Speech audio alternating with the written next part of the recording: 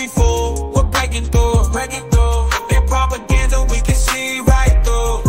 We're waking up, ain't nothing they can do. They lied to you. Ever wondered about the dietary restrictions in the Quran and why they exist? Dietary laws in the Quran are not just about what's on the dinner plate. They are an integral part of a Muslim's life, shaping their relationship with food and setting the tone for their daily practices.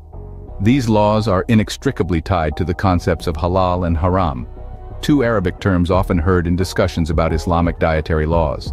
Halal, which means permissible, refers to food that adheres to Islamic law, as defined in the Quran.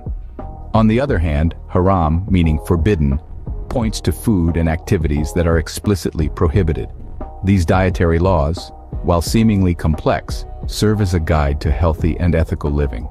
So as we embark on this journey of understanding, let's keep an open mind and remember, we're not just talking about food, but a way of life. Let's delve deeper into these dietary laws and unravel their meaning. Halal and haram, two words often associated with the dietary laws in the Quran. But what do they actually mean?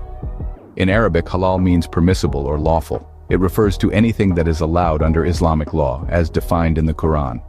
On the other hand, haram means forbidden or prescribed. It refers to anything that is explicitly prohibited by the Quran. These two terms are used to categorize everything in a Muslim's life, including food and drink. When it comes to food and drink, halal items are those that are free from any component that Muslims are prohibited from consuming. These include, but are not limited to, pork or pork byproducts, animals that were dead prior to slaughtering, blood and blood byproducts. The animals must be slaughtered in the name of Allah, the Almighty, and the process should be humane and cause minimum suffering to the animal. In 6:145, God says, "Say, I do not find within that which was revealed to me forbidden to one who would eat it unless it be a dead animal, or blood spilled out, or the flesh of swine, for indeed it is impure, or it be disobedience, dedicated to other than Allah. But whoever is forced, neither desiring nor transgressing, then indeed your Lord is forgiving and merciful." And in 6:118, "So eat only of what is slaughtered in Allah's name if you truly believe in His revelations." 6:119, God says, "Why should you not eat of what is slaughtered in Allah's name, when He has already explained to you what He has forbidden to you, except when compelled by necessity? Many deviants certainly mislead others by their whims out of ignorance. Surely your Lord knows the transgressors best. Do not eat of what is not slaughtered in Allah's name, for that would certainly be an act of disobedience. Surely the devils whisper to their human associates to argue with you. If you were to obey them, then you too would be polytheists. Can those who had been dead to whom we gave life and a light with which they can walk among people be compared to those in complete darkness from which they can never emerge? That is how the misdeeds of the disbelievers have been made appealing to them. As we see, we cannot listen to these minions. We must only follow the rules of Allah. Let's look at the alcohol and what the Quran says. In 4:43, God says, "O believers, do not approach prayer while intoxicated until you are aware of what you say, nor in a state of full impurity unless you merely pass through the mosque until you have bathed. But if you are ill, on a journey, or have relieved yourselves, or been intimate with your wives and cannot find water, then purify yourselves with clean earth, wiping your faces and hands, and Allah is ever pardoning, all forgiving, and as we see is not forbidden." My guess is that Muslims used to come to pray while drunk, and then this verses came to them and instruct them to sober up before praying, or until they know what they are saying. In 5:90-91, God says, "O believers, intoxicants, gambling, idols, and drawing lots for decisions are all evil of Satan's handiwork. So avoid them so you may be successful." Satan's plan is to stir up hostility and hatred between you with intoxicants and gambling, and to prevent you from remembering Allah and praying. Will you not then abstain? In 2:219, God says, "They ask you about intoxicants and gambling. Say, there is great evil in both, as well as some benefit for people, but the evil outweighs the benefit. They also ask you what they should donate. Say, whatever you can spare. This is how Allah makes His revelations clear to you believers. So perhaps you may reflect, as we see in those verses, intoxicants, when used in any way which induces sin, as in getting drunk or taking drugs to get high, is prohibited by God, since all sins are prohibited by God." 7:33. In contrast, when intoxicants are used in any of the ways which provide benefits to mankind without leading to sin, they are not prohibited. Examples of this type of use are the intoxicants used in medicine, sterilizing, surgery, anesthetics, etc. The words in 219, which say that in intoxicants are some benefits for the people, allow the use of intoxicants in such types of beneficial uses.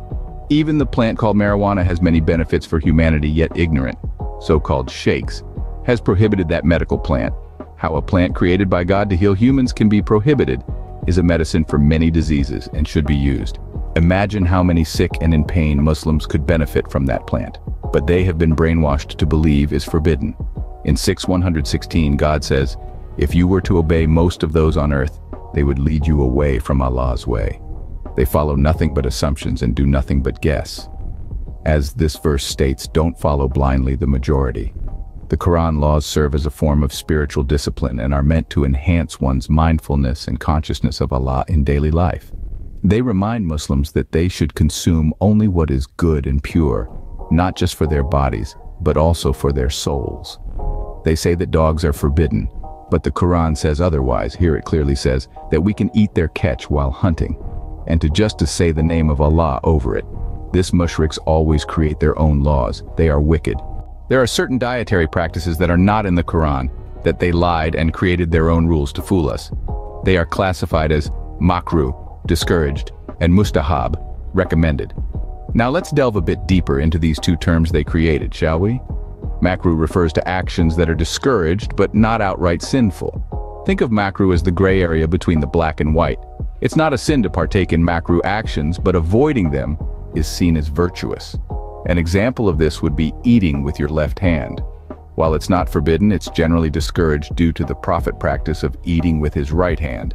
This is a lie because they never saw the Prophet. They invented those evil books 200 years after his death. Let's continue. On the other hand, mustahab actions are those that are recommended, encouraged, and rewarded in Islam, but their neglect is not sinful. These actions are often associated of the Prophet, practices that he encouraged, they said, but the truth is that the Prophet followed only what was in the Quran. If it's not in the Quran, is fake. Remember, Islam is not just a religion, it's a way of life.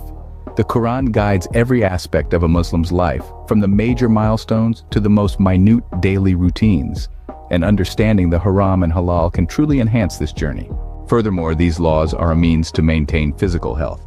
They promote a balanced and nutritious diet, which is essential for a healthy body. On a deeper level, these laws serve as a constant reminder of one's faith, reinforcing the connection between the physical and spiritual realms. The dietary laws in the Quran are not just about food, they are a way of life.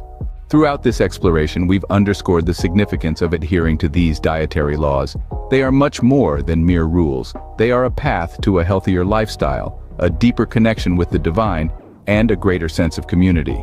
Remember, these dietary laws are not merely restrictions, but guidelines for a healthy and spiritually fulfilling life. Until next time, please share this. Peace.